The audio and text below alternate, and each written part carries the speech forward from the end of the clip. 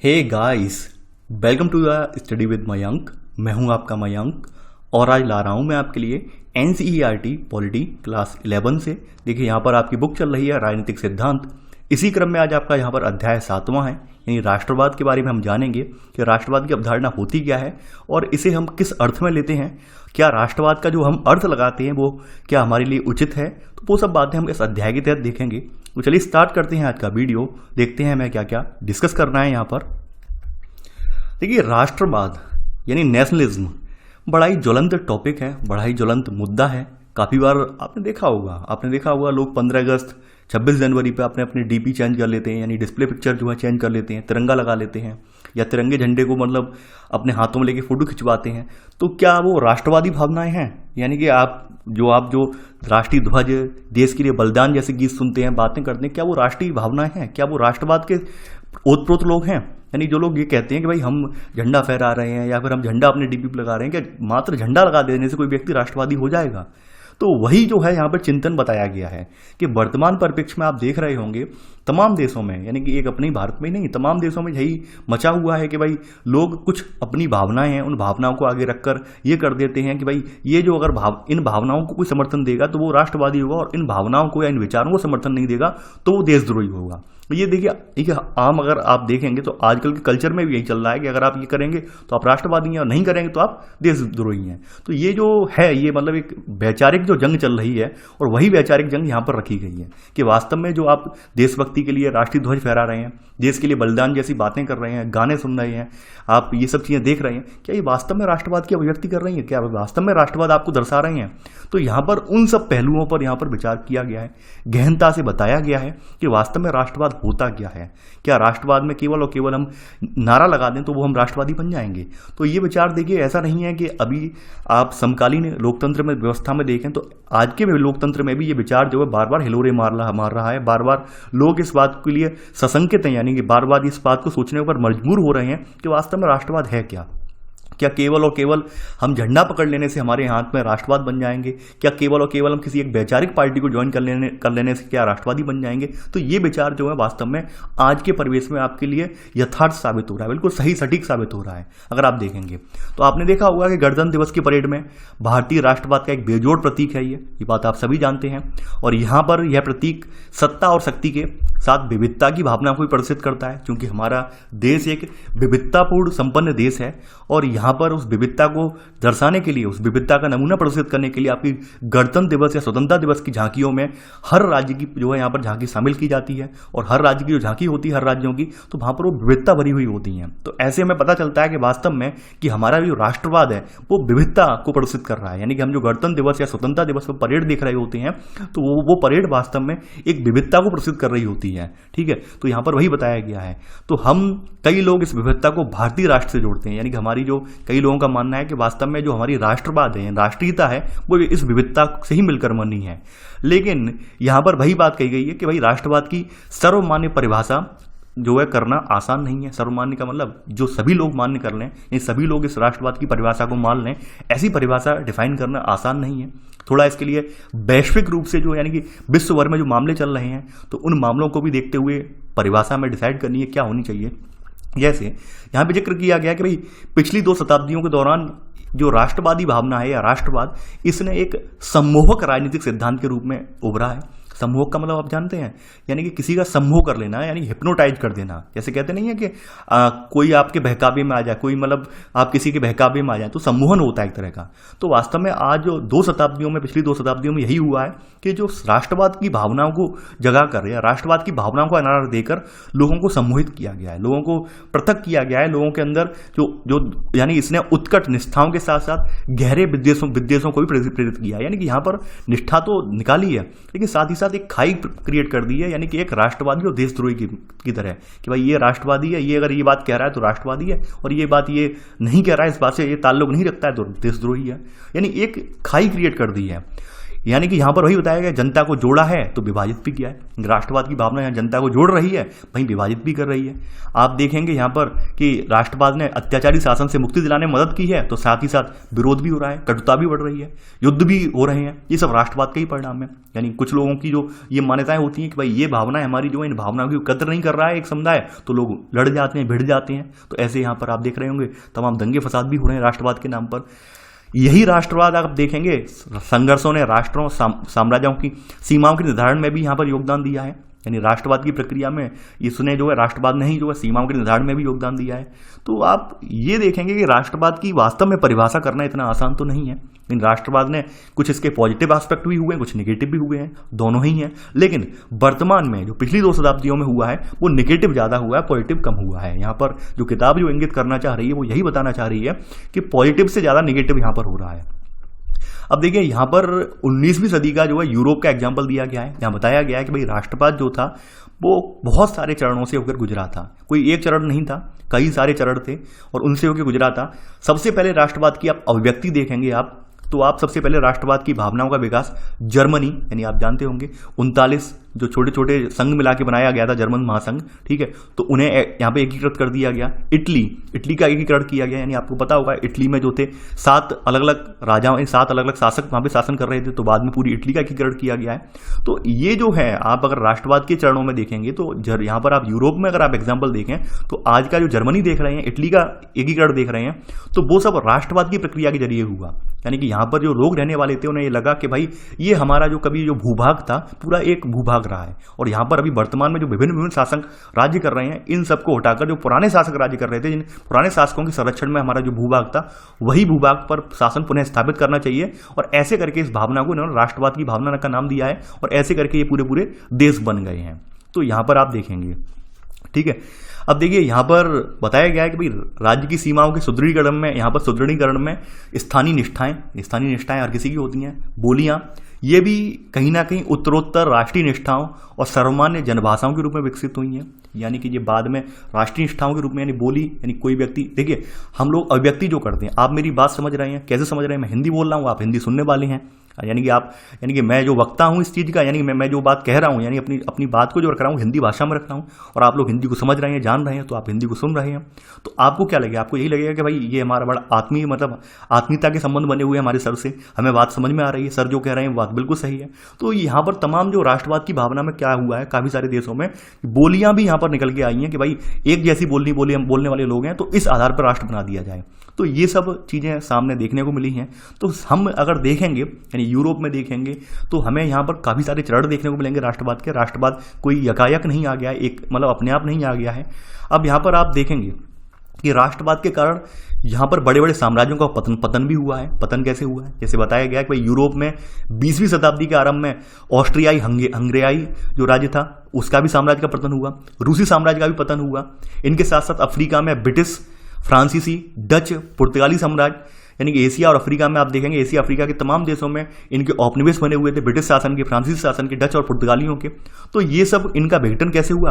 राष्ट्रवाद की भावना से। यानी हमारे भारत में भी ब्रिटिश शासन हटाने की प्रक्रिया में यही तो हुआ कि हमें राष्ट्रवादी भावना हमें जागृत हुई। यानी हमने ये देखा अपना अतीत में, इतिहास में जाके खंगाला कि वास्तव में कभी हमारा देश एकीकृत रहा था, कभी हमारा देश किसी एक राजा के अधीन रहा था, पूरा एकीकृत देश रहा था, और अंग्रेजों ने आकर हम पर कब्जा कर लिया है। यानी हमारे यहाँ के लोग पहले से सदियों से शासन चलाते आ रहे हैं। तो ऐसे करके हमारे यहाँ राष्ट्रवाद की भावनाएं पनपी। यानी हमने जाना कि देश हमारा बटा हुआ नहीं है, देश पूरा एक है। यानी उत्तर से लेकर कश्मीर से लेकर कन्याकुमारी तक एक है, और लोग एकजुट हुए, तो उसके बाद आप नतीजा आपके सामने, अंग्रेजों को देश छोड़ना पड़ा।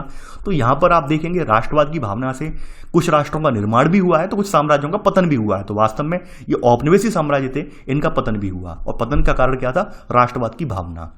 आगे बढ़ते हैं। अब यहाँ पर बताया गया है कि भाई सीमाओं के पुनर्निर्धारण की प्रक्रिया में भी जारी है, और यहाँ पर तमाम बार मांग उठती रही है, तमाम बार ये सीमा पुनर्निर्धारण वाली बात जो है ये कहीं ना कहीं राष्ट्रवाद की भावना से प्रेरित होकर यहाँ पर ये खतरा भी मौजूद हुआ है, इसकी वजह से खतरा भी पैदा हो रहा है। तो यहाँ पे बताया गया है कि भाई आज दुनिया के अनेक भागों में हम तमाम ऐसे राष्ट्रवादी संघर्षों को देख सकते हैं जो मौजूदा राष्ट्रों के अस्तित्व के लिए खतरा पैदा कर रहे हैं। यानी कि तमाम राष्ट्रवादी ये मानते हैं कि हमारी सीमाएं पृथक कर दी जाए, हमें पृथक राज्य बना दिया जाए, जैसे अपने भारत में भी है। भारत में भी जैसे जम्मू कश्मीर था, जम्मू कश्मीर क्या था, जम्मू कश्मीर इसी आधार पर तो कह रहा था कि भाई हम पृथक रहे हैं तो हमें पृथक दर्जा दो, और उसे विशेष दर्जा भी मिला हुआ था, अब तो नहीं है। ठीक है, तो ये जम्मू कश्मीर की बात नहीं है, ऐसे हर जगह है, अपने इंडिया की बात नहीं कर रहा हूं, हर जगह हर देश में कुछ ना कुछ ऐसे जो है समूह है, कुछ ना कुछ ऐसे क्षेत्र हैं जहां पर ऐसे जो है कह सकते हैं असामाजिक लोग या फिर ऐसे कह सकते हैं अलगाववादी लोग ये विचार पनपा रहे हैं कि हमें स्वतंत्रता दे दो और हमें एक अलग अपना पृथक राष्ट्र निर्माण करना है। तो ये हर जगह मिलेंगे आपको, केवल भारत में ही नहीं है, हर जगह अलगाववाद वाले लोग हर जगह हैं। तो ये कहीं ना कहीं ये पृथकतावादी आंदोलन जो है, ये साफ साफ लिखा हुआ पृथकतावादी आंदोलन जो है, ये वास्तव में राष्ट्र के अस्तित्व के लिए खतरा है। यानी हमने, हमारे शहीदों ने, हमारे क्रांतिकारियों ने अपने जिस लहू से इस देश को सींचा है, और कोई यहाँ पर कोई नेता राजनेता अपने सत्ता की लालच के लिए पृथक करना चाहे तो कितना बड़ा विभाजन जो कितना बड़ा दुखद होगा। आप सोच सकते हैं कि यानी कि हमारे हजारों की संख्या में क्रांतिकारियों ने अपना बलिदान दिया है, और आज कोई एक अलगाववादी, एक पृथकतावादी विचार करने वाले, बात कहने वाला नेता अपने खुद के थोड़े से लालच के लिए देश को विभाजित करना चाह रहा है, तो कितना दुख होगा, कितना निरादर कर देंगे हम उन अपने शहीदों की भावनाओं का, शहीदों की जो है उनकी जो है तिलांजलि जो दी है उन्होंने अपने राष्ट्र के लिए। तो वास्तव में ऐसा बिल्कुल कृत्य जो है हमारे यहाँ मान्य नहीं होगा। तो यहाँ पर यही बताया गया है कि ऐसे पृथकतावादी आंदोलन अन्य जगहों के साथ साथ कनाडा के क्यूबेक वासी जो हैं, उत्तरी स्पेन के बास्क वासी हैं, तुर्की और इराक के जो कुर्द लड़ाके हैं, तुर्की और इराक में जो कुर्द लड़ाके हैं वो भी हैं, श्रीलंका के तमिल हैं। ठीक है, तमिलों में भी आपको पता होगा, तमिल अल्पसंख्यक में है वहां के। तो ऐसे अलग पृथकतावादी आंदोलन जो है हर देश में आपको देखने को मिल जाएंगे। ठीक है, तो यहां पर बताया गया है कि भाई ये जैसे आपने देखा होगा कि आज अरबी राष्ट्रवाद तमाम अरबी देशों का एक अखिल अरब संघ एकताबद्ध की उम्मीद पाल रहा है, लेकिन बास्क या कुर्द जैसे पृथकतावादी आंदोलन मौजूदा राज्यों के विखंडन के लिए संघर्षरत हैं। यानी इनका मानना है कि मान लीजिए ये पूरा एक संघ बन जाएगा तो हम जो माइनॉरिटी में रह रहे हैं इस देश में, तो फिर हमारा क्या होगा, हमारे अधिकारों का क्या होगा। तो ये पृथक राज्य की मांग कर रहे हैं, पृथक राष्ट्र बनाना चाह रहे हैं, ताकि उनकी जो भावनाएं हैं अपने राष्ट्र के साथ जुड़ी रहें और उनके हितों की रक्षा हो जाए। तो तमाम लोग इस तरह से कार्यरत हैं, संघर्षरत हैं। तो यहाँ पर राष्ट्रवाद की परिभाषा आपने यहाँ पर अभी 3 आर्टिकल देख लिए, तो तीनों आर्टिकल में आपको समझ में आया होगा कि इतना आसान नहीं है राष्ट्रवाद को डिफाइन करना। यानी कि यहां पर साफ साफ लिखा गया है कि लेकिन राष्ट्र या राष्ट्रवाद जैसे शब्दों की परिभाषा के संबंध में किसी सहमत पर पहुंचना बहुत कठिन है। यानी वास्तव में इतना आसान नहीं है। यानी एक और तो कोई ये कह रहा है कि हमने देश के लिए त्याग किया है तो वो राष्ट्रवादी है, एक और एक बहुसंख्यक समुदाय है, उसने अपनी एक धारणा बना दी, विचारधारा बना दी कि भाई इस विचारधारा को फॉलो करने वाले अगर लोग हैं तो राष्ट्रवादी होंगे, इस विचारधारा को फॉलो करने वाले नहीं है तो राष्ट्रवादी नहीं होंगे।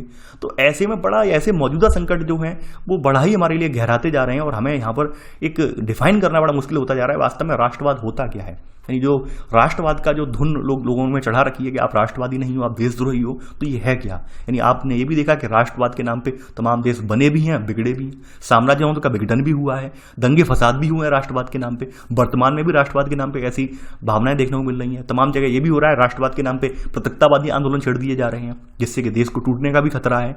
तो ये सब घटनाएं आप राष्ट्रवाद के अंदर ही देखेंगे। तो राष्ट्रवाद अभी भी है क्या।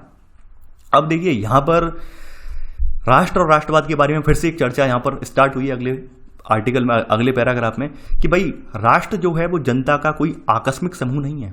यहाँ पर ये कहा गया है कि नेशन कोई जनता का आकस्मिक समूह नहीं है कि जनता को आपने इकट्ठा कर दिया और राष्ट्र बना दिया, आकस्मिक समूह नहीं है ये। लेकिन यह मानव समाज में पाए जाने वाले अन्य समूहों और अथवा समुदायों से अलग है। यानी राष्ट्र जो है ये वास्तव में जो अन्य समूह या समुदाय हैं उनसे भी अलग है। यानी ये कोई परिवार भी नहीं है, ये परिवार से भी अलग है, क्योंकि परिवार के तो लोग एक ही वंश के आधार पर जुड़े होते हैं, एक दूसरे को जान रहे होते हैं, प्रत्यक्ष रूप से संबंधों पर आधारित होते हैं। यहाँ पर वो भी नहीं है, ये जो है जनजातीय, जातीय और सगोत्री यानी एक जैसे गोत्र वाले समूहों से भी अलग है। यानी कि यहाँ पर कोई ये विवाह या वंश परंपरा के से सदस्य यहाँ से नहीं जुड़े हैं आपस में, फिर राष्ट्र है क्या। तो यहाँ पर बताया गया है यहाँ पर कि राष्ट्र के सदस्य के रूप में, यहाँ पे अगर हम कह सकते हैं कि राष्ट्र के सदस्य के रूप में हम अपने राष्ट्र के अधिकतर सदस्यों को सीधे तौर पर न कभी जान पाते हैं और ना ही उनके साथ वंशानुगत नाता जोड़ने की जरूरत पड़ती है। फिर भी राष्ट्रों का वजूद है, लोग उनमें रहते हैं, उनका आदर करते हैं। यानी कि अगर हम देखें, अगर पूरे राष्ट्र की बात कर लें तो वास्तव में क्या पूरे भारत को आपने घूमा है, नहीं घूमा है। क्या पूरे भारत के साथ लोगों के साथ आपके संबंध जुड़े हुए हैं, नहीं जुड़े हुए हैं, लेकिन फिर भी हम राष्ट्रवादी हैं, फिर भी हम जो है हम एक राष्ट्र के एक सूत्र में हम पिरोए हुए हैं सभी लोग। तो यहाँ पर वही डिफाइन जो किया गया है, ऊपर ये कहा गया है कि इन सबके लिए जरूरी नहीं है कि परिवार हो, जरूरी नहीं है समुदाय हो, समुदाय के आधार पर हम राष्ट्रवाद का निर्माण करें। जरूरी नहीं है एक जनजाति के लोग राष्ट्रवाद बनाएं, एक जाति के लोग मिलकर राष्ट्रवाद बनाएं, एक सगोत्री समूह है यानी एक गोत्र वाले समूह हैं वो मिलकर राष्ट्रवाद बनाएं, तो ये जरूरी नहीं है। यानी कि राष्ट्रवाद में आप ये देखेंगे आप अपने देश में ही कि पृथक पृथक लोग रह रहे हैं और पृथक पृथक लोगों के मध्य संबंध भी स्थापित नहीं है, फिर भी वो एक राष्ट्र का हिस्सा है, ठीक है। तो यहाँ पर उनका वजूद है, लोग उनमें रहते हैं, उनका आदर भी कर रहे हैं। तो यहाँ पर बताया गया है, देखिए यहाँ पर आगे भी फिर वही भाषा लिखी गई है, आगे भी दोबारा वो बात दोहराई गई है। आमतौर पर यह माना जाता है कि राष्ट्रों का निर्माण ऐसे समूह द्वारा किया जाता है जो कुल या भाषा अथवा धर्म या फिर जातीयता जैसे कुछ निश्चित पहचान का सहभागी होता है। लेकिन ये भी गुण जो है, इन्होंने कहा है कि ये भी गुण राष्ट्रों के समान रूप में मौजूद नहीं है। यानी किसी भी राष्ट्र में ऐसा नहीं है कि लोग एक ही जाति के लोग रह रहे हों, एक ही धर्म के लोग रह रहे हों, एक ही भाषा बोलने वाले लोग रह रहे हों। ऐसा आज बहुत वैश्विक जो परिवेश है, यानी जो आप वैश्विक परिवेश अगर देखें तो ग्लोबलाइजेशन के दौर में ऐसा पॉसिबल नहीं है। आप यूएई जैसा देश देखिए, सऊदी अरब अमीरात जैसा देश देखिए, वहां पर भी स्थिति यही है। बेशक मुस्लिम राष्ट्र है, लेकिन वहां पर आप देखेंगे बड़ी संख्या में हिंदू भी कार्य करते हैं, हिंदू भी काम कर रहे हैं, बहुत सारे भारतीय भी काम कर रहे हैं।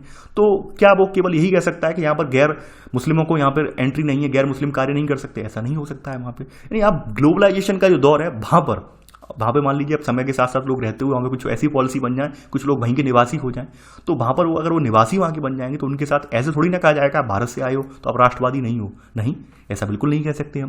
तो यानी कि ये सब बातें आज झूठी नहीं साबित हो रही। बेशक इनकी वजह से कुछ देश बने हैं, लेकिन ये भी राष्ट्रों को परिभाषित नहीं कर पा रहे हैं।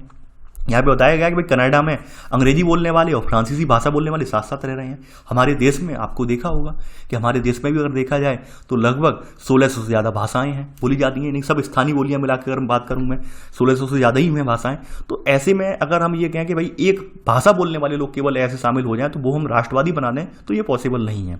आपने देखा भी होगा हमारे यहाँ जो भाषा यानी राजभाषा को गठन को लेकर, एक राजभाषा के निर्धारण को लेकर जो एक दंगा फसाद हुआ था, उसमें लगभग 50-55 लोगों की मौत भी हुई थी। साउथ इंडिया में एक बड़ा भारी बवाल हुआ था। उसके बाद भी यही लहर निकल के आई थी कि वास्तव में क्या राष्ट्रवाद का मायना यही है कि हम हिंदी बोलेंगे तभी राष्ट्रवादी होंगे? यानी ये बात फिर से वहीं पर छिड़ी थी। अगर आप आज़ादी के बाद आज़ादी के बाद भारत बिपिन चंद्रा जी की किताब को पढ़ेंगे तो वहाँ पर आपको स्पष्ट रूप से समझ में आएगा ये जो बात आप देखेंगे राष्ट्रवाद वाली, वो राष्ट्रवाद की एक फिर से एक नई जंग वहाँ पर छिड़ी थी और वहाँ में उसमें काफ़ी सारे लोग भी मारे गए थे। तो वास्तव में हम देखेंगे कि केवल एक भाषा के निर्धारण से या किसी एक धर्म या जाति के निर्धारण से राष्ट्र नहीं बनता है, क्योंकि किसी भी राष्ट्र में ऐसे एक जैसे लोग मौजूद नहीं है। हर राष्ट्र में विविधतापूर्ण, थोड़ा बहुत विविधतापूर्ण वातावरण है ही है। तो राष्ट्र है क्या? अब राष्ट्र की यहाँ पे परिभाषा दी गई है।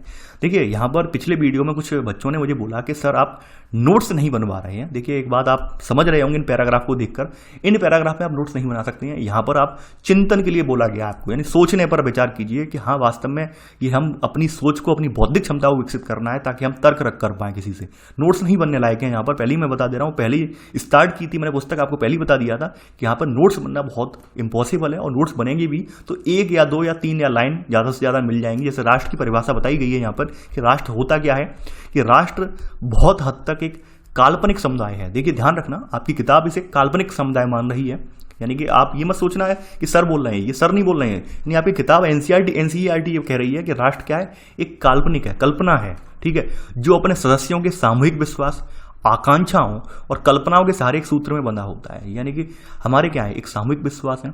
सामूहिक विश्वास क्या था कि हमारा जो प्राचीनतम भारतीय संस्कृति रही थी, प्राचीनतम भारतीय संस्कृति में हम सब लोगों का विश्वास था। प्राचीनतम भारतीय राजवंश जो रहे थे, उनका जो शासन का विस्तार था, ऊपर से लेकर नीचे, उत्तर से दक्षिण, पूर्व से पश्चिम, उस आधार पर हमने माना कि भाई यहाँ पे हमारा एक साझा एक कल्चर रहा है, ठीक है। सबकी अपनी अपनी एक आकांक्षाएं थी, उस आकांक्षाओं को हमने एकबद्ध करते हुए अपना देश का निर्माण किया, ठीक है। और यहाँ पर हमने कोई किसी तरह का विभेद नहीं किया लोगों में कि भाई धर्म के आधार पर, जाति के आधार पर, मजहब के आधार पर। हमने अपने कानूनी रूप से भी उन्हें जो स्वतंत्रता दी, कानूनी रूप से भी उन्हें जो समानता में लाने का प्रयास किया। तो ऐसे करके हमारा राष्ट्र बना। तो यहाँ पे वही लिखा गया है कि अपने सदस्यों के सामूहिक विश्वास, आकांक्षाओं और कल्पनाओं के सहारे एक सूत्र में बंधा होता है। ये पहला पॉइंट आप लिख लेना, ठीक है। तो ये जो कुछ खास मान्यताएं हैं जिन्हें लोग उस समग्र समुदाय के लिए गढ़ते हैं, जिससे वे अपनी पहचान कायम रखते हैं। यानी कि ये कुछ खास मान्यताएं जो होती हैं, इनकी वजह से क्या होता है, एक अपनी जो पहचान मिल जाती है उन्हें कि हाँ हम भारतीय हैं, हाँ हम इस देश के हैं, ठीक है।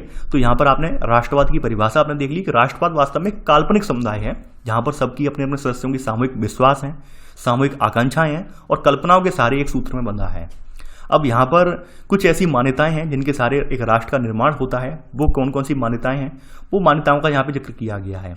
सबसे पहला है साझा विश्वास, यानी कि यहाँ पर साझा विश्वास आ जाता है, यानी किसी राष्ट्र के निर्माण में ये प्रक्रिया बहुत ही ज़्यादा काम करती है, साझा विश्वास। यानी हम सबको अगर विश्वास है तो हम वास्तव में एक राष्ट्र का निर्माण कर पाएंगे। जैसे बताया गया है, यह समूह के भविष्य के लिए सामूहिक पहचान और दृष्टि का परिमाण है, जो स्वतंत्र राजनीतिक अस्तित्व का आकांक्षी है। यानी कि यहाँ पर आप देख सकते हैं कि हम लोग एक साझा विश्वास क्या है, यानी कि हम अपना देश अगर आगे ले जाना है तो हमें क्या करना है, एक टीम की तरह कार्य करना है। यानी हम टीम की तरह रहेंगे, सब लोग मिलजुल कर रहेंगे तो हम आगे बढ़ पाएंगे। ठीक है, जैसे हमारे यहाँ देख से भी होंगे आप, मिसाइल मैन, यानी कि हमारे यहाँ हिंदू मुस्लिम का कोई भी भेद नहीं हुआ, तभी तो हमारे देश में missile man doctor APJ Abdul Kalam जैसे लोग हुए। ठीक है, तो ये ऐसे बहुत सारे एग्जाम्पल है। अगर वास्तव में हमारे देश में ऐसा विभेद होता, ऐसे हमारे यहाँ जो विभेद का या भेदभाव का माहौल होता, तो क्या ऐसे ऐसे हमें जो देशभक्त राष्ट्रभक्त जो है मिल पाते, नहीं मिल पाते। तो यहाँ पर वही बात है कि हमारे कुछ साझा विश्वास हैं जिसके आधार पर हम महसूस करते हैं कि नहीं, हम कोई भी जाति, कोई भी धर्म या कोई मजहब के बाद में है, पहले हम भारतीय हैं। आपने सुना होगा, यानी आप कहीं भी आप देखिए, चाहे बेशक हम इंडिया में कितना ही पृथक रहें, लेकिन आप जब कहीं विदेश में जाते हैं वहाँ पर आप अपनी जाति का बखान नहीं करते हैं, वहाँ पर आप अपने धर्म का बखान नहीं करते हैं। वहाँ सबसे पहले आप यही एक बात गर्व से कहते हैं, आई एम इंडियन, यानी मैं भारतीय हूँ। तो ये सबसे बड़ी बात है कि आपका एक साझा विश्वास है, और उस साझे विश्वास की वजह से आपने इस साझे विश्वास को राष्ट्र की संज्ञा दे दी है। ठीक है, तो यहाँ पर वही बात यहाँ पर बताई गई है कि यहाँ पर हम जो एक साथ काम करते हैं, खेलते हैं, इससे भी ज़्यादा जरूरी है कि स्वयं को एकीकृत, ठीक है, एकीकृत समूह मानते हो। तो यहाँ पर एक राष्ट्र का अस्तित्व तभी कायम है जब सबके सदस्यों में विश्वास हो कि वे एक दूसरे के साथ हैं। यानी कि यहाँ पर साझा विश्वास का मतलब ये साझा कि सभी लोग एक साथ मिलकर रहना चाहें, एक दूसरे के साथ हित में खड़े होना चाहें, तभी एक साझा विश्वास क्रिएट होगा। ये तो साझे विश्वास की भावना हो गई। ठीक है, यानी टीम कैसे बनती है, टीम तभी तो बनती है जब सभी लोग, यानी चाहे वो किसी भी वर्ग का हो, किसी भी धर्म का हो, किसी भी जाति का हो, किसी मजहब का हो, वो ये कहे नहीं हम टीम का मतलब ये है कि मान लो क्रिकेट टीम है, तो क्रिकेट टीम का वहाँ पर क्या है, उनका टारगेट क्या होता है, लक्ष्य क्या है उनका एम यही है कि हमारी टीम विजयी होनी चाहिए, हमें हर हाल में बेटर खेलना है, हमें जो है अच्छा खेलना है। तो वहीं अगर एक राष्ट्र का निर्माण जब हम बहुत सारे विविधतापूर्ण लोग मिलकर करते हैं, तो हमारी आकांक्षाएं, हमारा उद्देश्य यही होता है कि हम अपने राष्ट्र को आगे ले जाएंगे, हम अपने राष्ट्र की निरंतर तक तरक्की में जो है सहायता करेंगे। तो ये हम सबका एक साझा विश्वास है, एक साझा लक्ष्य भी है। ठीक है, तो यहाँ पर अगला यहाँ पे कारण आता है इतिहास, यानी कुछ चीजें राष्ट्रवाद की भावनाओं का विकास इतिहास ने भी किया है। तो यहाँ पर आप देखेंगे बहुत सारी यहाँ पर, यानी कि अगर आप इतिहास का तथ्य देखें तो जो लोग अपने को राष्ट्र मानते हैं उनके भीतर अपने बारे में बहुत सारी जो है ऐतिहासिक पहचान की भावनाएं होती हैं। यानी कि वे अपने साथ साथ, यानी अगर देखा जाए, यानी वो राष्ट्र खुद को इस रूप में देखते हैं कि वे बीते अतीत के साथ साथ आगत भविष्य को समेटे हुए हों। यानी इतिहास से संबंधित कोई लोग हैं, इतिहास को जानने वाले लोग हैं, वे ये सोचते हैं कि अभी वर्तमान की जो घटनाएं हैं उन्हें अपने इतिहास पर अतीत से जोड़ते हैं, और उस अतीत से जोड़ते हुए एक राष्ट्रवाद की भावना का विकास करते हैं। जैसे हमारे यहाँ भी हुआ है, हमने देखो अपने देश की स्थायी पहचान का खाका तैयार करने के लिए स्मृतियाँ, किंवदंतियाँ, यानी किंवदंतियों में कहानी, कथानक, ये सब थे, ऐतिहासिक अभिलेख, ग्रंथ वगैरह जो हमारे थे, वेद पुराण वगैरह जो थे, वो सब हमने ऐड किए। तो उनसे हमें इतिहास का बोध हुआ कि हमारा देश वास्तव में, हमारा देश अतीत में कितना गौरवमयी रहा है, अतीत में इसकी संस्कृति का कल्चर कितना समृद्ध रहा है। तो ऐसे करके हम अपने आप को उस पुरातन संस्कृति से जोड़ते हुए अपनी नवीनतम जो संस्कृति है उसको आगे ले जाने की कोशिश करते हैं, आगे ले जाते भी हैं। आपने देखा होगा आज भी गीता के जो विचार हैं वो यथार्थ हैं। गीता के विचार आप भी देखें, आज घर घर में गीता के विचार आदरणीय हैं। और शायद मैंने आपको पहले ही बताया था कि भाई भगवत गीता का ऐसा कोई व्यक्ति हो समूचे विश्व में जो कह दे कि भाई भगवत गीता सही नहीं है, ऐसा कोई कहने वाला नहीं है, कि वास्तव में भगवत गीता के जो विचार हैं वो सर्वोत्तम है। तो ये सब चीजें जो क्या है, ये हमें इतिहास से तो मिला है, यानी हम एक इतिहास के जरिए तो जान पाए हैं कि भाई भगवत गीता, भगवान श्री कृष्ण हमारे यहाँ हुए, कुरुक्षेत्र में रण हमारे यहाँ, युद्ध हमारे यहाँ हुआ, हम यही तो जान पाए। तभी तो हमने अपने अतीत को अपने वर्तमान से जोड़ा, और अतीत में जो हमारी भूल हुई, उन गलतियां हुई, उन गलतियों से सीखा, और उस गलतियों को से सीखने के बाद हमने एक राष्ट्र का निर्माण किया। तो ये तमाम जो लोग हैं वो वास्तव में जो अपने आप को इतिहास से जोड़ते हैं, तो इतिहास से जोड़कर अपने अतीत के साथ साथ वो अपने आगत भविष्य को भी समेटे हुए हैं। तो काफी बार राष्ट्र का निर्माण इस तरह से भी होता है, देश की प्राचीन सभ्यता, सांस्कृतिक विरासत, तो ये सब साक्ष्य भी प्रस्तुत किए जाते हैं राष्ट्रवाद के लिए। ठीक है, तो यहाँ पर इतिहास का भी एक अहम रोल है राष्ट्र के निर्माण में। भूक्षेत्र का मतलब है जहाँ पर रहने वाले, यानी एक खास भौगोलिक क्षेत्र जहाँ पर एक लंबे समय तक कोई रहता है, उसकी कुछ अतीत की यादें होती हैं, एक सामूहिक पहचान होती है, तो भूक्षेत्र के रूप में देखा जाता है। आपने देखा होगा कि हर कोई व्यक्ति जैसे गंगा किनारे रहने वाले हैं कि गंगा किनारे रहने वाले, उनका एक गंगा के प्रति अगाध आस्था है, बहुत ज़्यादा प्रेम है गंगा के प्रति। तो ये सब चीज़ें हैं गंगा जमुनी कल्चर, जो आप कहते हैं गंगा जमुनी कल्चर, तो एक भू क्षेत्र है। यानी तमाम लोग क्या होते हैं जो अपने एक भू क्षेत्र को लेकर प्रेम होता है। जैसे हिमालय की घाटी में रहने वाले, हिमालय की जो आप देख सकते हैं तराई क्षेत्र में रहने वाले लोग तो अपने आप को यही तो कहते हैं कि हम हिमालय के वासी हैं, हम हिमालय के वासी हैं। तो एक भू क्षेत्र के आधार पर भी हमारी पहचान जुड़ी होती है और हम काफ़ी बार अपनी मांग जो है भू क्षेत्र पर रहने के आधार पर अपना दावा भी करते हैं। जैसे यहाँ पर बताया गया है कि कई जगह आप देखेंगे इतिहास में मातृभूमि या पितृभूमि का कॉन्सेप्ट चला है। जैसे पवित्र भूमि, जैसे यहूदी लोगों के इतिहास में ज़्यादातर समय वो बिखरे रहे हैं, लेकिन इसके बावजूद भी उन्होंने अपना मूल गृहस्थल क्या बताया है, फिलिस्तीन, यानी उसे स्वर्ग कहा है। तो यहाँ पर वैसे ही हमारे भारतीयों की राष्ट्रीय जो पहचान है वो भारतीय उपमहाद्वीप में नदियाँ, पर्वत, आंचल, यानी जो अभी मैंने एग्जाम्पल दिया कि कोई कहता है गंगा का निवासी हूँ मैं, लेकिन गंगा के क्षेत्र से आता हूँ मैं, ठीक है। यानी आपने सुना भी होगा गंगा मेरी माँ का नाम, बाप का नाम हिमालय। तो लोगों ने अपनी जो पहचान है अपने ऐसे प्रतीकों से जुड़ी हुई है, अपने ऐसे भू क्षेत्रों से जुड़ी हुई है और ऐसे करके वो अपने राष्ट्रवाद का निर्माण भी कर रहे हैं। तो तमाम लोग जो है इस आधार पर अपने राष्ट्रवाद की बात करते हैं कि भाई हम इस क्षेत्र के निवासी हैं, हिंद के निवासी हैं, ठीक है। तो ये बात आपने सुनी होगी। आगे बढ़ते हैं। इन सब के अलावा यहाँ पर अगला पॉइंट है, चौथा पॉइंट ये है साझे राजनीतिक आदर्श। सबके क्या है, यानी सब लोग अपना एक आदर्श बना रखा है राजनीतिक रूप से कि हमें अपने देश को कैसे ले जाना है आगे, प्रजातंत्र के रूप में आगे ले जाना है, यानी वास्तव में यहाँ पे राजतंत्र लिखना था मुझे, राजतंत्र के रूप में आगे ले जाना है या फिर लोकतंत्र के रूप में आगे ले जाना है, यानी कि यहाँ पर राजशाही स्थापित करनी है या फिर लोकतंत्र स्थापित करना है। तो यहाँ पर ये नजरिया जो है कि हमें राष्ट्र को कैसे आगे ले जाना है, ये बहुत इंपॉर्टेंट है। यानी कि यहाँ पर राष्ट्र के सदस्यों के इस बारे में एक साझा दृष्टि होती है कि वे किस तरह का राज्य बनाना चाहते हैं। जैसे लोकतंत्र, धर्मनिरपेक्षता, उदारवाद जैसे मूल सिद्धांतों को स्वीकार करते हैं या नहीं करते हैं। तो ये जो चीज़ें हैं ये वास्तव में एक राजनीतिक पहचान होती है, साझे राजनीतिक आदर्श होते हैं जिनके तहत एक राष्ट्र का निर्माण होता है कि भाई हमें राष्ट्र कैसा निर्माण करना है। जैसे आपने देखा होगा 1947 में जब हमारा देश आज़ाद हुआ उस समय यही एक गहमा गहमी बनी हुई थी कि वास्तव में हम अपने यहाँ कौन से राजनीतिक आदर्श अपनाएं जिससे हमारी जो व्यवस्था है, हमारा देश है, आगे बढ़ पाए और उस देश में उस व्यवस्था के में सभी लोग शामिल भी हो जाएं। तो ऐसे करके हमने लोकतंत्र के ढांचे को, लोकतंत्र का एक खाका खींचा और लोकतंत्र के खाके में हमने अपने देश में जितने भी विविधतापूर्ण समुदाय रह रहे थे सभी को उसमें समेटने का पूरा प्रयास भी किया। तो आप देखेंगे पूरी तरह से हम मान लीजिए कुछ लोग कहते हैं सफल नहीं हो पाए, लेकिन समय के साथ साथ, मैंने कहा है आपसे पहले ही बोला है, समय के साथ साथ परिवर्तन होता है, परिवर्तन एकदम नहीं होता है। आप देखेंगे जो पहले जो विसंगतियां थी, पहले जो आप बुराइयां थी, समय के साथ साथ कम हो रही हैं, खत्म होती जा रही हैं। तो ऐसा नहीं है कि परिवर्तन नहीं आएगा, सुधार होगा, धीरे धीरे होगा। तो यहाँ पर जब हमारा देश बनने वाला था तो हमारे देश बनने के समय यही दिक्कत थी कि भाई कौन सा मॉडल रखेंगे, क्या हम रखेंगे, हमारा राजनीतिक आदर्श क्या होगा। तो हमने ऐसे एंड में हमारे जो राजनेता जो भी थे, हमारे जो कह सकते हैं राष्ट्रवादी क्रांतिकारी थे, उन्होंने यही एक सहमत हुए कि हमें लोकतंत्र स्थापित करना है जो कि जनता के द्वारा स्थापित होगा और जनता के लिए होगा। तो ऐसे करके हमने अपने यहाँ लोकतंत्र का विचार अपनाया है और राष्ट्रवाद को उसको लोकतंत्र के अंदर ही हमने समेट लिया है, ठीक है।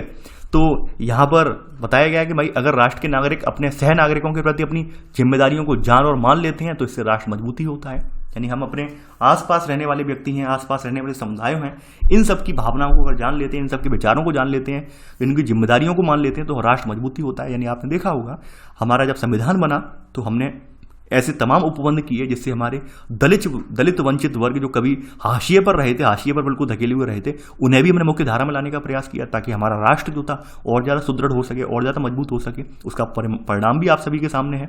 आज आप देखते हो विभिन्न जो है अच्छे पदों पर, विभिन्न ऊंचे पदों पर दलित वंचित समुदाय के लोग भी पहुंच गए हैं।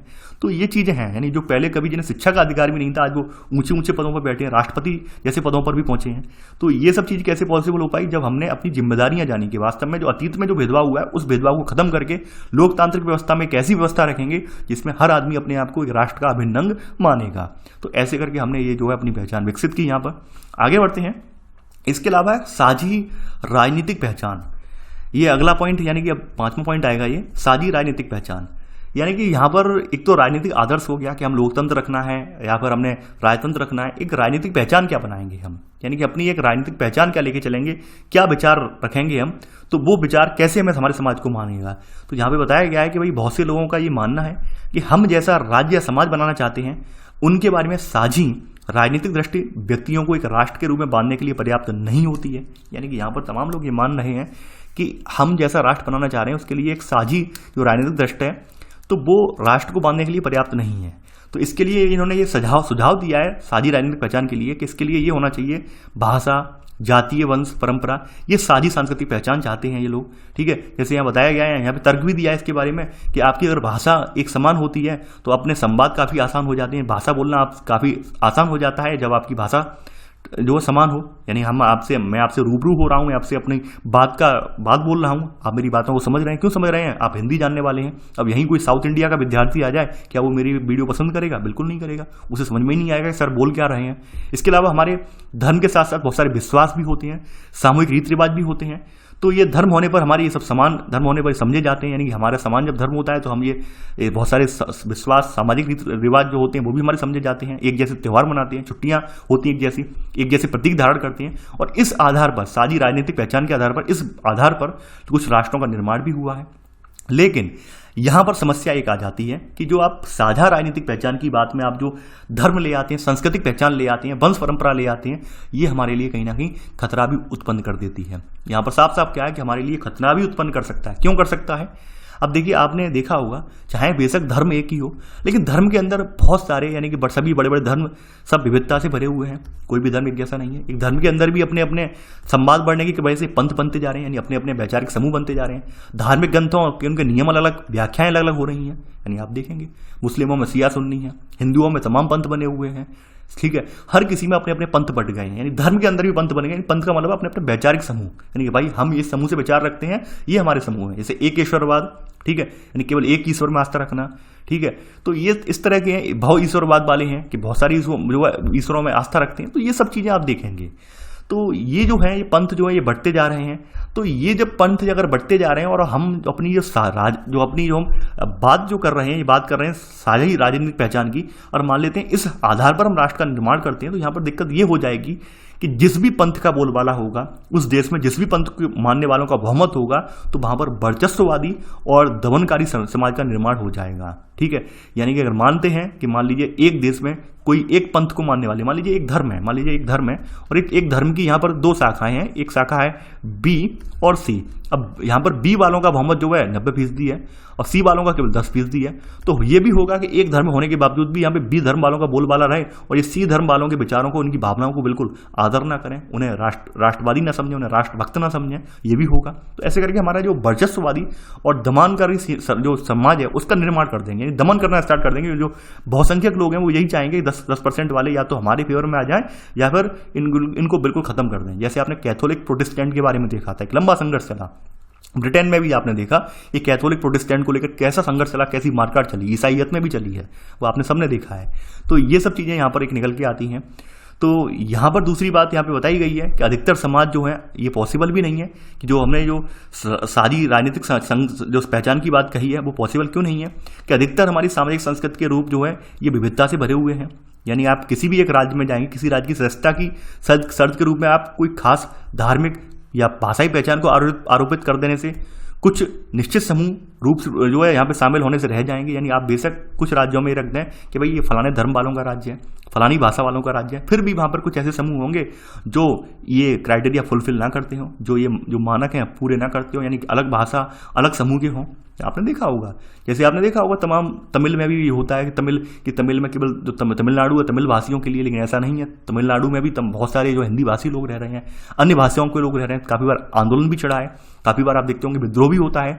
अभी आपने देखा होगा, अभी कुछ साल पहले घटना थी कि वहाँ पर एक जगह मेट्रो का उद्घाटन हुआ, तो मेट्रो में जगह जगह पर वहाँ पर तमिल में नाम की जगह तमिल के नाम भी लिखे थे, साइड में जो हिंदी नाम भी लिखे थे। तो वहाँ पे तमिलनाडु वालों ने विरोध किया कि अरे ये कैसे कर दिया आपने, ये तो हमारा राष्ट्र है। तो ये कहीं ना कहीं जो एक आधार, यानी इस आधार पर जब राष्ट्र बनते हैं, धर्म के आधार पर, भाषा के आधार पर, तो ये कहीं ना कहीं हमारे यहाँ समस्या भी क्रिएट कर देते हैं। जैसे आपने देखा होगा कि हमारे यहाँ तेलुगु राष्ट्र बना, आंध्र प्रदेश बना तेलुगु भाषियों के आधार पर।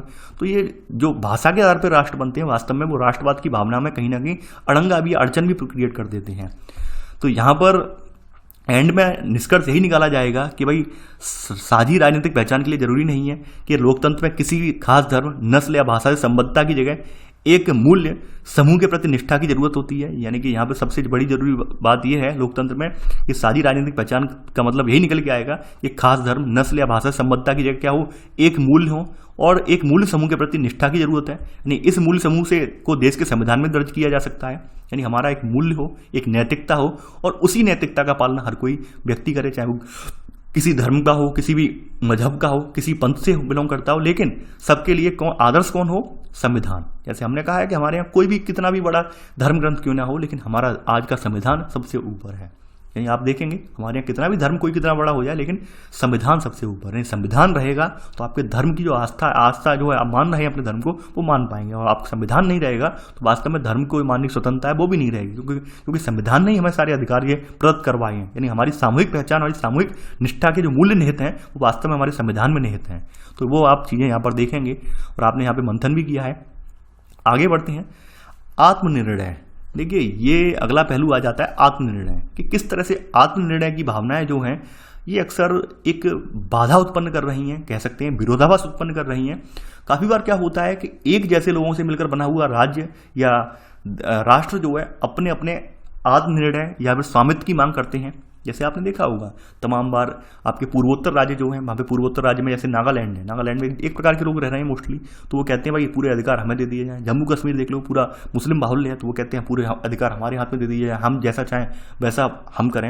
यानी कि हम अपने संबंध में खुद निर्णय लें अपनी क्योंकि इसमें ये यहाँ पर ये भी दावा करते हैं कि ये संस्कृति की रक्षा कर रहे हैं। यहाँ पर ये ऐसा दावा भी किया जाता है। यानी कि यहाँ पर कहा गया है कि वे आत्मनिर्णय का अधिकार मांगते हैं, और आत्मनिर्णय के अपने दावे में राष्ट्र अंतर्राष्ट्रीय समुदाय से मांग करता है उसके पृथक राजनीतिक इकाई या राज्य के दर्जे की मान्यता को स्वीकारता दी जाए। ऐसा यानी अंतर्राष्ट्रीय स्तर पर भी बोलबाला उठाते हैं, अंतर्राष्ट्रीय स्तर पर भी डिमांड करते हैं कि भाई हमें पृथक कर दिया जाए। जैसे जम्मू कश्मीर वालों ने पूरा प्रयत्न कर लिया कि भाई हमें अलग कर दिया जाए, हम ये हैं, हम वो हैं।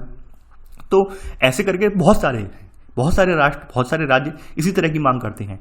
तो यहाँ पर कुछ मामलों में आत्मनिर्णय के ऐसे दावे एक स्वतंत्र राज्य बनाने की उस इच्छा से भी जुड़ जाते हैं, और इन दावों का संबंध किसी समूह की संस्कृति की सुरक्षा से भी होता है। कि यानी ये दावे क्यों जुड़ जाते हैं कि हमें कुछ संस्कृति की रक्षा करनी हो, तो इस आधार पर हम आत्मनिर्णय के दावे करते हैं कि हमें राष्ट्रीय आत्मनिर्णय होना चाहिए, हम यानी इस आधार पर अपना राष्ट्र बनाएंगे। यानी कुछ किसी पर्टिकुलर भूभाग में रहने वाले लोग हैं, एक जैसे लोग हैं, तो इस तरह की डिमांड भी करते हैं। इसके बारे में कहानी बताई गई है बास्क समुदाय की। बास्क समुदाय जो है ये स्पेन के पहाड़ी क्षेत्र पर रहता है ये, ठीक है। तो ये दिखाया गया है काला सा समुदाय जो है बास्क जो है, ठीक है, स्पेन और फ्रांस के बॉर्डर पे यहाँ पे रह रहा है ये वाला। तो यहाँ बताया गया है कि भाई इस क्षेत्र को स्पेनी सरकार ने स्पेन राजसंघ के अंतर्गत स्वायत्त क्षेत्र का दर्जा दे रखा है। स्वायत्त का मतलब जानते हैं ऑटोनोमस, यानी कि ये अधीन तो स्पेन के रहेगा, लेकिन यहाँ पर अधिकार बनाने का, यहाँ पर रूल्स रेगुलेशन बनाने का अधिकार किसको है? यहाँ पर बास्क समुदाय के लोगों को है। यानी हमारे यहाँ भी ऐसे तमाम राज्य रहे हैं, स्वायत्त राज्य रहे हैं। जैसे जम्मू कश्मीर था तो 370 के तहत उसे विशेष राज्य का दर्जा दिया गया था। तो यानी कि बेशक वो हमारे भारत के अधीन था, भारत के अंदर में था, लेकिन वहाँ पर जो नियम निगमन उनका जो कर रहे थे वो वहाँ के स्थानीय लोग, स्थानीय राजनेता कर रहे थे। तो ये स्वायत्तता दे रखी थी हमने, ठीक है। तो लेकिन यहाँ पर भी वही समस्या उत्पन्न है। यहाँ पर भी जो राष्ट्रवादी नेता हैं वो स्वायत्तता से जो स्वायत्तता जो दे रखी है इससे संतुष्ट बिल्कुल नहीं है। ये चाहते हैं, यहाँ पर तमाम लोग ऐसे भी हैं जो बास्क समुदाय से आने वाले लोग हैं, वो ये चाहते हैं कि बास्क बिल्कुल स्पेन से अलग हो जाए और हम एक स्वतंत्र राष्ट्र बनाएं यहाँ पर। यानी ये बिल्कुल नहीं चाहते कि हम जो स्पेन के अधीन रहें, और लेकिन ये चाहते हैं कि हम तो एक स्वतंत्र राष्ट्र बनाएं। जैसे हमारे जम्मू कश्मीर वाले डिमांड करते थे कि हमें स्वतंत्र बनाना है। तो इस तरह के जो है इसको लेकर तमाम तरह से यहाँ पे इस आंदोलन के समर्थकों ने अपनी मांग जोर डालने के लिए संवैधानिक और हाल में हिंसक तरीकों का इस्तेमाल किया। यानी हिंसक तरीके भी हुए हैं, आप अपने भारत में भी देख सकते हैं। बास्क राष्ट्रवादियों का कहना है कि भाई उनकी संस्कृति स्पेनिश संस्कृति से भिन्न है, स्पेनी भाषा से बिल्कुल मिलती जुलती नहीं है इनकी। यानी कि अगर आज बास्क में देखें तो 1/3 लोग उस भाषा को समझ पाते हैं। बास्क वाले क्षेत्र की अगर बात करें तो बास्क में मात्र 1/3 लोग ही बास्क भाषा समझ रहे हैं, बाद बाकी भाषा सब स्पेनिश भाषा बोलने लगे हैं। लेकिन फिर भी ये लोग बार बार डिमांड करते हैं अपनी भौगोलिक विशेषताओं के आधार पर, क्योंकि भौगोलिक रूप से वो क्षेत्र कभी अलग रहा था, पृथक रहा था, स्पेनिश शासकों के अधीन नहीं रहा था, ठीक है। यहाँ पे वही बताया गया बास्क क्षेत्र जो है जो पहाड़ी भूसंरचना वाला क्षेत्र है, जो कि भौगोलिक तौर पर अलग ही रहा है, ठीक है। तो इस आधार पर ये आज भी डिमांड कर रहे हैं बास्क क्षेत्र के लोग कि हमें स्पेन से स्वतंत्र कर दिया जाए, स्पेन के अधीन ना रहे हम, ठीक है। बेशक स्वायत्तता जरूर मिल गई है, लेकिन फिर भी हम अपना एक अलग राष्ट्र बनाएं। तो ऐसे करके यहाँ पर ये अपनी विशिष्टता व्यक्त करने के लिए, विशिष्ट पहचान दिखाने के लिए डिमांड कर रहे हैं लगातार। तो वो आप देखेंगे, तो यहाँ पर देखेंगे कि अब आधुनिक बास्क जो राष्ट्रवादी आंदोलन की शुरुआत हुई तो 19वीं शताब्दी में क्या हुआ, स्पेन के शासकों ने वहाँ पर राजनीतिक प्रशासन व्यवस्था को समाप्त करने की कोशिश की। वहाँ पर एक स्पेनी तानाशाही फ्रैंको आ गया, और फ्रैंको ने क्या किया, वहाँ के अधिकारों में स्वायत्तता में कटौती कर दी, यानी बास्क भाषा पे पाबंदी लगा दी। और बास्क आंदोलनकारियों ने स्पेनी शासन के प्रति जो है तमाम आंदोलन चलाए, तो उसके प्रति दमनात्मक रवैया भी अपनाया। तो यहाँ पर एक बात एंड में कही गई है, क्या जो बास्क लोगों की डिमांड जो है वो जायज़ है? क्या बास्क लोगों की डिमांड जायज़ है? ये बात यहाँ पे पूछी गई है। अगर मेरा विचार यहाँ पे माना जाए, पहली बात ये है कि राष्ट्र की इस तरह की जो डिमांड जो लोग करते हैं राष्ट्र की जो इस तरह की लोग डिमांड करते हैं, इसके पीछे दो रीजन हैं। यानी एक अगर मैं अपनी भावनाएं रखें, विचार रखें, पहली बात यह है कि भारत जैसे देश में रहकर और भारत जैसे देश के संविधान को अनुसरण करते हुए, और संविधान को अगर देखा जाए, संविधान ने हमें सारे अधिकार दिए हैं। हमारे संविधान ने सभी कल्चर्स को समेटने की कोशिश की है, पूरा पूरा समेटा भी है, सभी संस्कृतियों को, सभी कल्चर्स को, सभी तरह के लोगों को। फिर भी अलग अलग राष्ट्र बनाने की मांग क्यों की जा रही है? मुझे समझ में ये बात नहीं आ रही है। अगर भारत में इस तरह की मांग हो रही है तो ये बिल्कुल गलत है, मेरा मानना ये, क्योंकि भारत का संविधान इस तरह का बनाया गया है कि सभी लोग उसमें समाहित हो जाएं। फिर अलग अलग राष्ट्र बनाने की बात क्या है? दूसरी बात, जब कोई राष्ट्र अलग बनता है तो यकीन मानिए अलग होने में आप समझ रहे होंगे कि संगठन में शक्ति है। आपने कहानी पढ़ी भी, बचपन में पढ़ी भी होगी कि एक एक लकड़ी का जब एक एक लकड़ी दी गई अपने उनके बच्चों को, उन्होंने तोड़ दी। यानी एक पिता ने अपने बेटे के जो थे, चारों लड़ते थे लगातार, तो उन्हें समझाने के लिए संगठन में शक्ति कैसे होती है, उन्हें लकड़ी दी, एक एक लकड़ी उन्होंने शुरुआत में तोड़ दी। जब गट्ठर पूरा दिया तो गट्ठर तोड़ नहीं पाए। तो वही जैसे कोई राष्ट्र हमारे यहाँ, मान लीजिए हमारे जो अभी वर्तमान राष्ट्र उनमें से कोई राष्ट्र ये कहता है हम पृथक अपनी संस्कृति के आधार पर राष्ट्र बनाएंगे, तो यहाँ पर आप वो हमेशा वो राष्ट्र ध्यान रखें जब आप एक बड़े समुदाय के रूप में आप चिन्हित हैं, बड़े समुदाय का अंग है, और वहां पर आप अपने आप को अलग कर रहे हैं, तो आप अपने आप की ताकत प्रदर्शित नहीं कर रहे हैं, बल्कि आप अपने आप को कमजोर बना रहे हैं। मेरा मानना ये है। यानी आप अगर एक बड़े समूह में रहेंगे, बड़े संगठन में रहेंगे, तो आपकी एक शक्ति जो है उभर कर सामने आएगी, और आप यकीन मानिए पृथक हो जाएंगे तो आपको यकीन मानिए आपकी जो पहचान है, जो मूल पहचान है, वो भी गुम हो जाएगी। तो भारत में पहचान बिल्कुल ये जायज नहीं है। भारत में मैं फिर से बोल दे रहा हूँ, मेरी अगर आप व्यू जानेंगे तो मेरी व्यू में यही है कि जब हमारा संविधान इस तरह का लचीला बनाया गया है, जिस संविधान में सभी अंगों को शामिल किया गया है, सभी तरह के लोगों को शामिल किया गया, और ऐसे संविधान को छोड़कर कोई लोग ये कहें कि हम अपना एक संविधान या अपना राष्ट्र बनाएंगे, तो वो मांग जायज नहीं है भारत में। अब स्पेन का मुझे नहीं मालूम, स्पेन के संविधान के बारे में नहीं मालूम, हमें भारत के संविधान के बारे में मालूम है, और भारत में मैं इस चीज का समर्थन बिल्कुल नहीं करूंगा, ना मैं करता हूं। ठीक है, आगे बढ़ते हैं। तो आत्मनिर्णय में आपने यही देखा कि भाई ये सब चीजें जोर पकड़ी। अब आत्मनिर्णय का यहां पर एक एग्जाम्पल भी दिया गया है। एग्जाम्पल आत्मनिर्णय का ये दिया गया है कि भाई यूरोप में जब प्रथम विश्व युद्ध स्टार्ट हुआ 1913 में, 1913 से लेकर 18 तक विश्व युद्ध चला है। उसके बाद आपको पता होगा कि जर्मनी पर एक संधि थोपी गई 28 जून 1919 को। एक संधि के तहत जो है जर्मनी के बहुत सारे अधिकार छीन लिए गए। जो जर्मनी की सीमाएं जो थी वो वहां पर उन्हें ब्लॉक कर दिया गया। ठीक है, वर्साई की संधि थी जो। तो उस समय एक डिमांड बहुत ज्यादा उठी थी। क्या उठी थी कि राज्यों की पुनर्व्यवस्था की जाए। प्रथम विश्व युद्ध के बाद, यानी पहले विश्व युद्ध के बाद सबसे ज्यादा डिमांड जो जोर पकड़ी थी वो यही थी कि राज्यों की पुनर्व्यवस्था की जाए। जो भी राज्य यूरोप में मौजूद है उनकी पुनर्व्यवस्था की जाए। एक संस्कृति एक राज्य, यानी कि हमें ऐसा राज्य बनाए जिसकी एक संस्कृति और एक राज्य हो। परिणाम क्या हुआ? क्योंकि यूरोप में आप जानते हैं हर कोई व्यक्ति, यानी कि पॉसिबल ही नहीं है कि एक जगह एक जैसे लोग रहें, यानी विविधता मौजूद थी। परिणाम यह हुआ कि बड़ी संख्या में जनसंख्या का विस्थापन हुआ। लाखों लोगों को अपने घर से उजाड़ दिया गया, बाहर धकेल दिया गया। तमाम पीढ़ियां जो थी उनके घर जो पैतृक रूप से आ रहे थे, वंशानुगत घर थे, उन्हें छोड़ने पड़े। सड़कों पे अब लोग आ गए। सांप्रदायिक हिंसा भी हुई। नतीजा क्या निकला? नतीजा वही निकला एंड में, ना तो वो एक राष्ट्र, एक संस्कृति, एक राज्य बना पाए, क्योंकि वही बात आई कि मिक्स कल्चर है। क्योंकि हम वैश्विक बाजार की अगर अवधारणा देखें, ग्लोबलाइज मार्केट की अवधारणा देखें, तो आपको जरूरत तो पड़ेगी। आपको बिल्कुल जाना पड़ेगा, अपने अड़ोसी पड़ोसी के पास भी जाना पड़ेगा चीज़ों के व्यापार करने के लिए, चीज़ें खरीदने के लिए। तो पॉसिबल ही नहीं है कि आप एक संस्कृति, एक राज्य का विचार आगे ले जा पाए। लेकिन यहां पर वही देखने को मिला कि नतीजा क्या हासिल हुआ। नतीजा जीरो रहा। यानी कि यहां पर नतीजा अगर देखें तो शून्य रहा बिल्कुल। यानी कि यहां पर जो पृथक एक राज्य, एक संस्कृति का जो विचार दिया गया था वो विचार फ्लॉप रहा। यानी बेशक वहां पर एक बड़े पैमाने पर पलायन हुआ, बड़े पैमाने पर हिंसा भी हुई, लेकिन फिर भी सक्सेसफुल नहीं हुआ ये। तो कहने का मतलब ये है कि इस तरह की जो आत्मनिर्णय की मांग बार बार कही जाती है, बार बार देखने को मिलती है, तो ये बेवजह मांग जो है, ठीक है, ये जायज नहीं है और ये गलत भी है।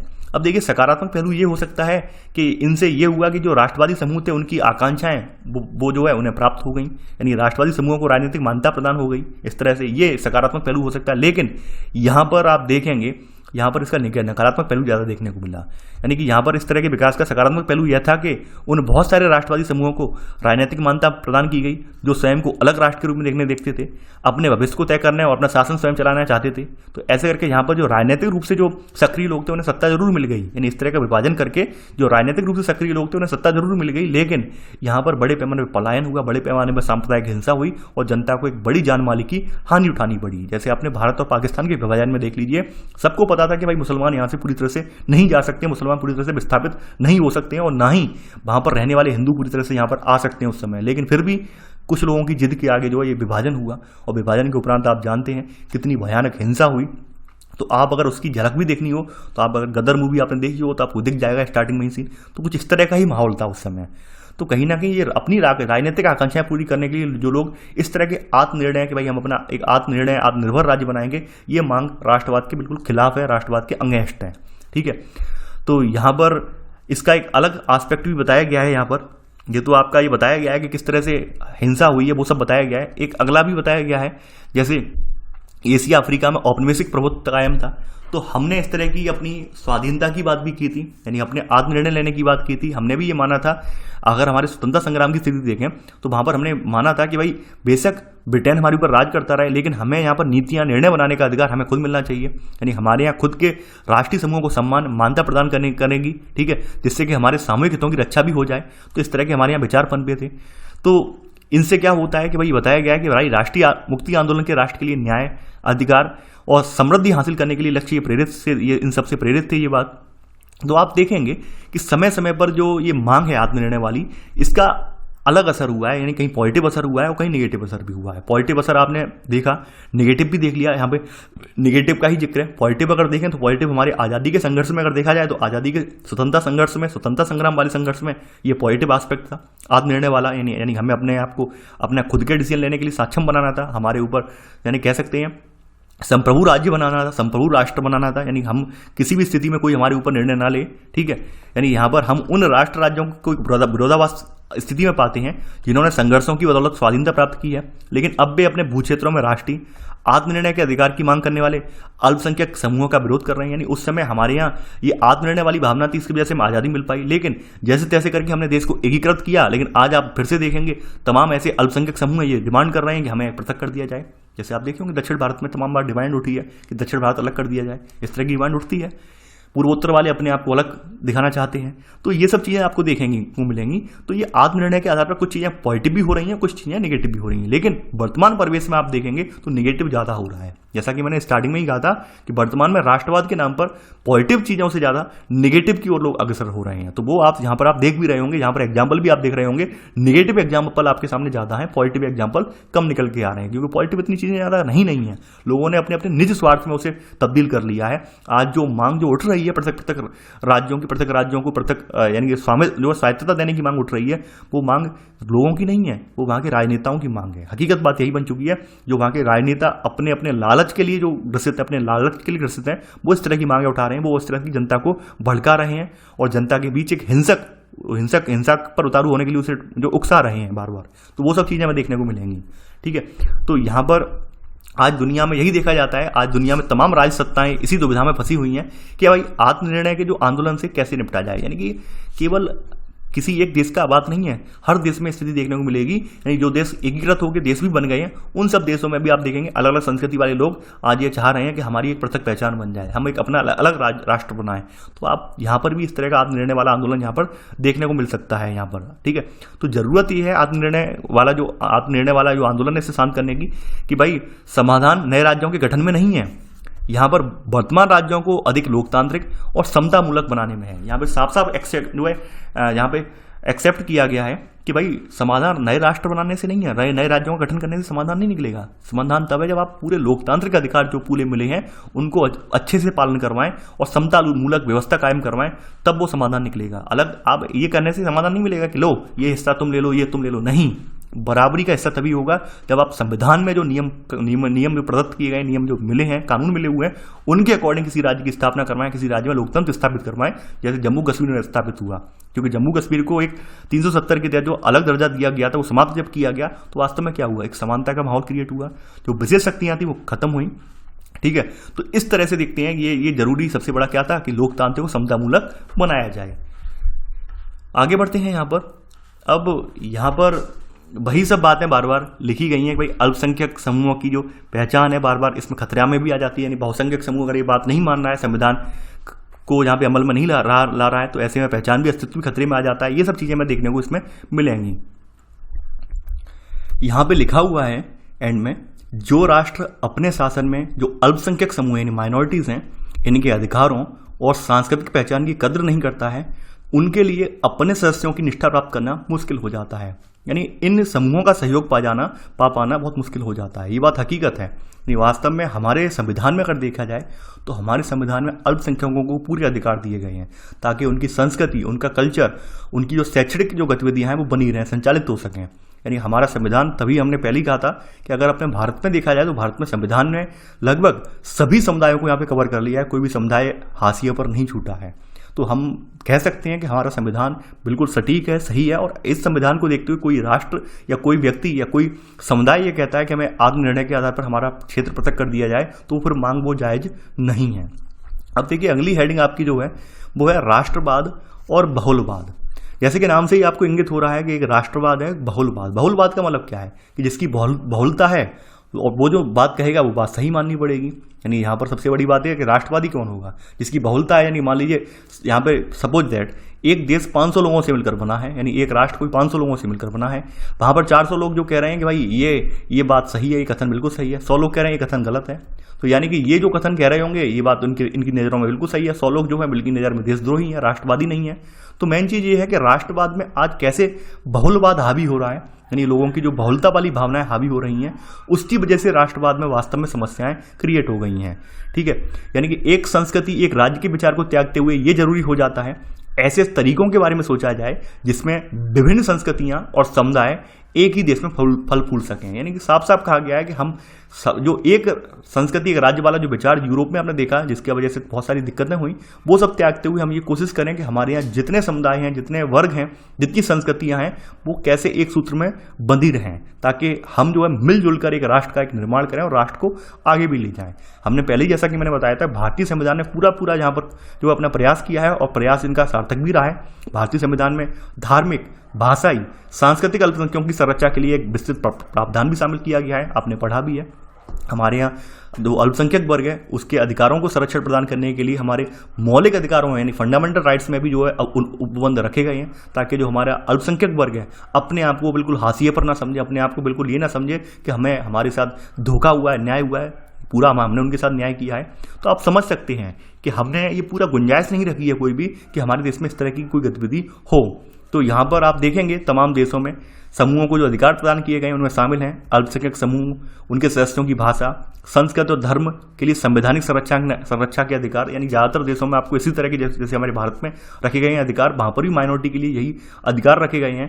तो ये बहुत ज़रूरी है। ये जरूरी यही है कि हमारा जो माइनॉरिटी है, हमारे जो अल्पसंख्यक समुदाय है, अपने आप को अलग ना समझे। ठीक है, क्योंकि कोई भी व्यक्ति आप समझ रहे होंगे जब अपने आप को पृथक मान लेता है, पृथक करने की कोशिश करता है, तो ऑब्वियस सी बात है कहीं ना कहीं दरार पड़ जाती है।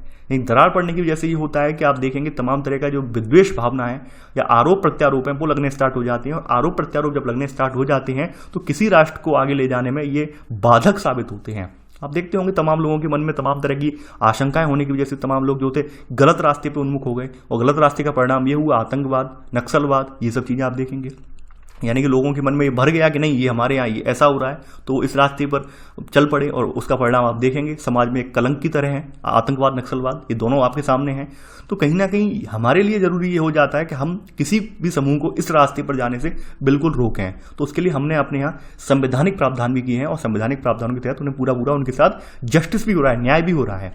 यानी कि यह उम्मीद की जाती है कि समूहों को मान्यता और सुरक्षा जो प्रदान करने से उनकी आकांक्षाएं संतुष्ट होंगी, लेकिन हो सकता है कि कुछ समूह पृथक राज्य की मांग पर अड़िग रहें। यह एक विरोधाभासी जो प्रतीत हो रहा है। यानी कि हमने जो अधिकार प्रदान किए हैं इनसे सुरक्षा होगी, उनकी मान्यताएं जो है उनको आकांक्षाएं संतुष्ट होगी, लेकिन कुछ समूह ऐसे होते हैं अलगाववाद वाले जैसे हैं, यहाँ पे साफ साफ कहा गया है जो अलगाववादी जैसे हैं हमारे यहाँ, जैसे जम्मू कश्मीर के अलगाववादी हैं। तो इन अलगाववादियों का क्या है, अपना खुद का एक स्वार्थ है, उस स्वार्थ की वजह से चाह रहे हैं पृथक राज्य बने। तो ये जो इस तरह की जो गतिविधियां चला रहे हैं इनसे क्या होता है, कहीं ना कहीं राष्ट्रवाद की जो भावना है वास्तव में खतरे में पड़ जाती है। तो ये कहीं ना कहीं विरोधाभासी हो जाती है। ऐसे में एक विरोधाभास क्रिएट हो जाता है। यानी कि आपको सब कुछ बेटर इन्वायरमेंट दिया गया है, सब कुछ आपको संवैधानिक प्रावधान प्रोवाइड है, लेकिन फिर भी आप एक अपनी हट पर जो है अड़े पड़े हैं कि नहीं हमें तो यही चाहिए। तो यकीन मानिए फिर आप राष्ट्रवादी बिल्कुल नहीं है, फिर तो आप अवसरवादी बोले जाएंगे। तो यहाँ पर साफ साफ वही सब बातें कही गई हैं कि भाई कुल मिलाकर राष्ट्रीय आत्मनिर्णय के अधिकार को आम तौर पर इस रूप में समझा जाता है कि इसमें राष्ट्रीयताओं के लिए स्वतंत्र राज्य का अधिकार भी सम्मिलित है लेकिन यह नामुमकिन है कि प्रत्येक राष्ट्रीय समूह को स्वतंत्र राज्य प्रदान कर दिया जाए। यानी कि ये तो बिल्कुल नामुमकिन है। हर राष्ट्रीय समूह ये चाहे कि हमें स्वतंत्र राज्य प्रदान कर दिया जाए, हमारे ऊपर कोई जो है हस्तक्षेप करने वाला ना हो, ये तो पॉसिबल ही नहीं है। नहीं, चाहे आप किसी भी भाषा के आधार पर आपके राज्य बने हों, तेलुगु, तमिल, किसी भाषा के आधार पर राज्य बने हों, लेकिन आप ये कहें कि नहीं ये हम इस भाषा के आधार पर राज्य बनाए तो हम अपनी यहाँ पे चलाएंगे, ऐसा पॉसिबल बिल्कुल नहीं है। ये हमारे संविधान में स्ट्रिक्टली इसके लिए मना किया गया है, और कोई व्यक्ति अगर ऐसा करता है तो वास्तव में संविधान का उल्लंघन कर रहा है वो व्यक्ति। लेकिन यहाँ पर वो भी साफ साफ बात कही गई कि समय समय पर जो राष्ट्रवाद की जो है अधिकारों की जो है पुनर्व्याख्या की जाती है। यानी इसका मतलब है कि राज्य के भीतर किसी राष्ट्रीयता के लिए कुछ लोकतांत्रिक अधिकारों की स्वीकृति मिलती भी है, ठीक है, यानी कुछ विशेष प्रावधानों की अनुमति मिलती भी है, समय समय पर जब जरूरत पड़ने पर पुनर्व्याख्या भी की जाती है।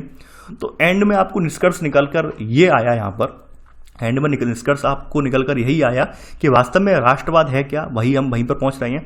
एक कल्पनात्मक अभिव्यक्ति है, एक कल्पना है हमारी, ठीक है। राष्ट्र का जो विचार हमने देखा है, एक सपना देखा है, कल्पना है वो हमारी, और उस कल्पना में हमने यही माना है कि भाई सभी समूह जो हमारे समूह हैं उनकी सामूहिक विश्वास, आकांक्षाएं और ये कल्पनाओं के सारे एक राष्ट्र को एक सूत्र में बांध रहे हैं, यही सबसे बड़ा सार्थक विचार है। इसके अलावा आप ये सोच लें एक धर्म के आधार पर राष्ट्र बन रहा है, जाति के आधार पर राष्ट्र बन रहा है, मजहब के आधार पर बन रहा है, ये बिल्कुल गलत है। यानी कि यहाँ पे सबसे बड़ी बात है कि कल्पना है हमारी, इमेजिनेशन है, जिसके आधार पर हम मिलकर एक जो है एक राष्ट्रवाद का निर्माण कर रहे हैं। तो आई होप आज राष्ट्रवाद वाला जो टॉपिक है आपके माइंड में क्लियर हो गया होगा, और वर्तमान में जो सिनेरियो चल रहा है उस जो परिप्रेक्ष्य में आप यहाँ पर इसका विवेचन भी कर पाएंगे, समझा भी पाएंगे लोगों को क्या भावनाएं हैं, किस तरह से राष्ट्रवाद की भावनाओं के आड़ में कुछ लोग अपना निज स्वार्थ फैला रहे हैं, निज स्वार्थ के चलते तमाम तरह के दंगे फसाद ये सब आपको देखने को मिल रहे हैं।